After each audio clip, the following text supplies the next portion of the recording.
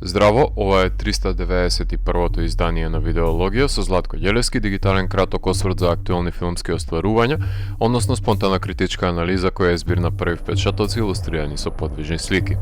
На денешниот репертоар е Train Dreams од Клинт Бентли, во кој станува збор за Роберт Грениер, кој го глуми Джоел Еджертон, кој работи на пругата во северозападна Америка како дрвосечач, кој за време на сезоната придонесува за градењето на пругата која треба да ја поврзе државата, кој откако ќе се сретне со Гледис, глумена од Фелисити Џонс, ќе посака да започне заеднички живот со неа, изгради куќа и фамилија, меѓутоа додека тој печали пари, ќе избие пожар во падината каде се наоѓа неговиот дом, каде огнената стихија ќе проголта се што ќе застане на незиниот пат. Работењето на пругата може да направиме аналогија дека е слично со денешното гастербајтерство, со оглед на тоа што еден век порано не ни може да се одлета кога ќе се посака и пристигне во својот дом, па од практични побуди работниците живееле кај што работеле, што го става во позиција Роберт да не ни може да дознае дека избил пожарот, ниту да може да пристигне навремено за да помогне во евакуацијата. Тоа е една од малкуте паралели кои може да се прегне помеѓу историскиот филм и денешницата, во која сопрузите и родители се оддалечуваат со месеци од семејствата и утнуваат дел од нивното созревање додека печалат леп негдека далеку, што секако дека раѓа незадоволство кај нив. Ова е филм за исчекувањето на недоаѓањето, односно Роберт живее со недоумица дали неговото семејство си има спасено и навремено го напуштило домот или пак има подлегнато на пламената наезда, но во тој случај барем некаков доказ ќе имаше за нивните гламнати тела, како што нема пронајдено во домот. Затоа Роберт живее во мракобесието на незнаењето, каде исчезнува неговата фамилија и дали воопшто некогаш ќе се обедини со нив. Тоа не значи дека неговиот живот е паузиран, но таа несигурност го јаде однатре. Протокот на времето е симптоматичен, но опфаќа широка палета на емоционални стадиуми, од радоста и поривот од откритието на недопрената Америка до шокот и губитокот како и самотијата, во еден сеопшт синхронизитет, поврзан универзум меѓу човекот и природата, проткаеност од која денес сме оддалечени. Во дихотомијата на убавите и немилите настани се сублимира сечие постоење, вклучувајќи го и тоа на кое посведочуваме во овој рустикален филм. На почетокот има една сцена во која еден мигрант е ликвидиран пред очите на Роберт, што ќе му остави одгласи низ времето, кои ќе се вгнездат во неговите кошмари, пространства со своја резонанца на превосходни сеќавања која ќе го прогонува секој нареден здив. Пријателствата, освен сезонските со соработниците, се речиси невостоечки, додека домородецот не се заинтересира за него, доброчинител кој ќе му подаде рака кога му е најпотребна за да проложи понатаму во животот, но во глобала Роберт е единак, осаменик, кој несвесно го разбира јазикот на звуците на природата и може да се носи со тишината. Тенденција да биде благодетелна и сурова, прастара и незапирлива.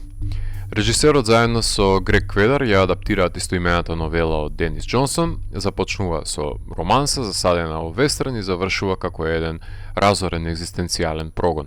Може би е тенко сценариото на настаните и случувањето, но затоа е доволно концизно и сеопфатно за да понуди едно согледување на цела една екзистенција. Во епилогот на филмот Роберт го согледува светот надвор од руралниот предел, полетува, допира до плодовите на цивилизацијата, но неговото животно дрво на крајот паѓа нечујно во шумата, исто како што има и нигнато, што може да се рече дека е соодветно финиширање на постоењето на овој Евримен, кој последен пат издишува во 1968 година без да има зборнато во телефон и искусено бројни изуми кои би олесниле нечи самотен живот. Со оглед на просторот кој го има добиено Фелисити Џонс ја исполнува својата функција и намена, иако сите знаеме дека Джоел Еджертон е човекот кој го носи филмот на својот грб, тој е во секој кадар, низ неговата перспектива го восприемаме светот, иако имаме наратор во трето лице која бележи држана глума, изливите на агонијата и иманентниот плач се одлично доловени со неговата актерска експресија. Вилијам Ејч Мејси има една впечатлива споредна улога, а секако дека добре дојдене и миленикот на режисерот Клифтон Колинс Џуниор. Кери Кондон доаѓа во последните чинови за да внесе дијалошка форма во делото која е очајно потребна, но исто така нема доволно голем удел незиното појавување, а има потенцијал да роди нова поврзаност со оглед на споделената фасцинација со природата која ја има има нејзиниот лик со Роберт. Ако сакате да се навратите на американските падини и шуми, тогаш секако дека филмот ќе биде одек на многу пати напоменатата Американа во филмовите Leave No Trace, Old Joy, The Rider, Lean on Pete, Straight Story, Wildlife, The Power of the Dog, Winter's Bone или пак маликовиот Days of Heaven, која е една од неколкуте визуелни инспирации за делото, како и останатите творби на Теренс Малик и Кели Рајкард воопшто. Манеристичкиот пристап не е на одмет, моментално е солидна закрила, но не може цел живот да биде копија на нечија сенка, ќе треба да демонстрира разнообразен пристап и автентичен белег, по кој ќе се издвои неговиот филмски ракурс од останатите и избегне несаканиот формализам и порасне како автор. Кинематограферот Адолфо Велосо, кој го работеше и претходниот филм на Бентли, иако првично имаа намера да го снимаат на филмска лента, но добиениот број на снимачки денови им бил непрактичен, така што снимене дигитално, иако прекрасни се ноќните сцени и широките планови на американската корија и дефинитивно ќе добиеше повпечатлива текстура да беше снимен на лента, но и на овој начин можевме да воочиме како човекот се претопува во дивината и станува едно со обкружувањето, кое го зараснува во секој кадар, иако останува празнина која нема да може да се пополни во негативниот простор. Најголемите влијанија на Теренс Малик се воочуваат на визуелен план, особено на почетокот кога се раѓа љубовта на Полињата, снимена во вертикалниот 1:46 наспроти 1 аспект. Композиторот Брајс Деснер акцентот го става на гудачката свита, која ги поведува траорните губитоци од емоциите на молчаливиот лик и има доста големо пространство да се напласне покрај елегичното пијано, така што придружени сме со ова меланхолична оркестрација на едночасовниот скор, а секако дека црешата на шлагот е насловната композиција која е употребена како одјавна шпица, а е дело на музичкиот гигант Ник Кейв, кој е соодветно издишување на емоционалниот багаж кој го понесува гледачот за време на филмот. Монтажерот на Sing Sing, Паркер Ларами, го склопува течението на филмот каде остава доволно простор за дишење на сцените во кои ламентира Еджертон да ја покаже обременоста со теговата од губитокот, иако во дадени мигови знае да состави проток на време кој отсликува смена на генерации на дрвосечачи. Режисерот Клинт Бентли на еден или на друг начин беше напоменат во едно претходно издание на видеологија, но во функција на сценарист, а не како режисер. Започна да режира кон крајот на 2000-тите години, од која датира краткиот филм Boulders Fall to Each, кога и започна да ја продуцира серијата Ancient Aliens. Во 10-тите почна да пишува сценарија и за други режисери, не само за себе си, а под негова режисерска палка беа диригирани кратките I'll Remember Everything и Nine Races, каде вториот му ја отвори вратата во светот на јавачите на коњи, од каде ќе се појави неговиот долгометражен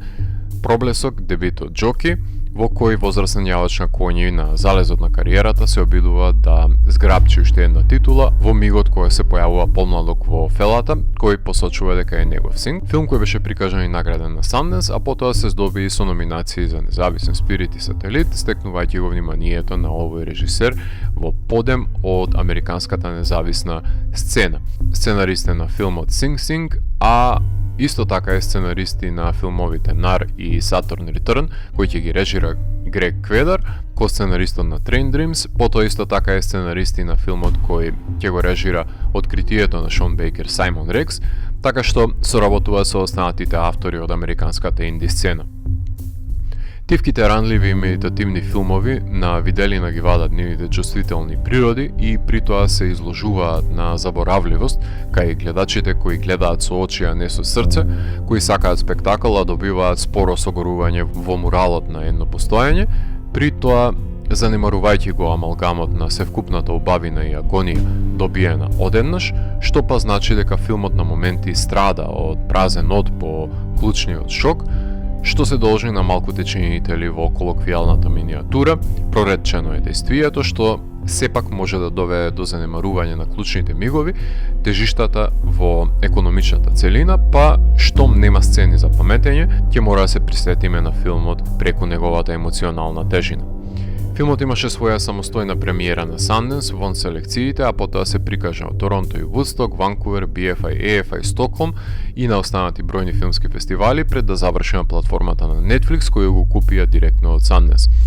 Во прашање е премал филм за да успее да посегне по Оскарите, но е идеален филм кој веќе дојде до 5 Critics' Choice, 2 Готама, 2 Златни глобуси и 4 Independent Spirit номинации. Кротка и интимна животна сага засадена во периодот на возобличување на сад во 20-тиот век, преку самотен лик кој ги осознава благодетите и проклеството за тоа што значи да се биде жив, додека природата дава и одзема, краде и збогатува. Ако морам да го евалуирам, тогаш Train Dreams од мене има 4 од 5. Доколку ви се допадна 391-то издание на дигиталната архива Видеологија, лекувајте го видеото, споделете го и следете го каналот. Последете и поснатите рецензии на виртуелната полица. Ви благодарам за вниманието. Поздрав!